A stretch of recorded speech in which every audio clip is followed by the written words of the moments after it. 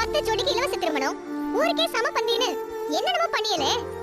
அது மூலமா இப்ப என்ன நடக்கணும்னு நினைக்கிறீங்கன்னு கேக்குறேன். எனக்கு காலையில இருந்து என்ன நடக்குதுன்னு ஒண்ணுமே புரியாததுனாலதான் உங்ககிட்ட நான் கேக்குறேன். தயவு செஞ்சு எனக்கு கொஞ்சம் பதில் சொல்லுங்க.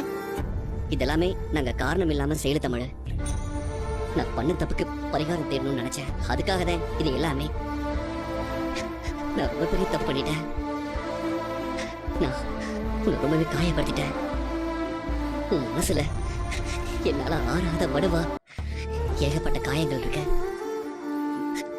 அந்த காயத்துக்கெல்லாம் நான் மருந்து போடணும்னு ஆசைப்பட்டேன். அதுக்கு எனக்கு என்ன செய்யறதுன்னு தெரியல. அதனாலதான் என் அப்பா தான் எல்லாரும் சேர்ந்து இப்படி ஒரு ஏற்பாட்டை பண்ணாங்க.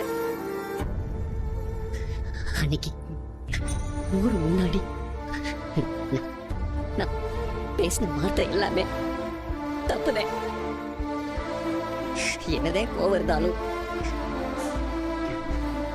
நான் அப்படி ஒரு வார்த்தையை சொல்லியிருக்க கூடாது. தமிழ்,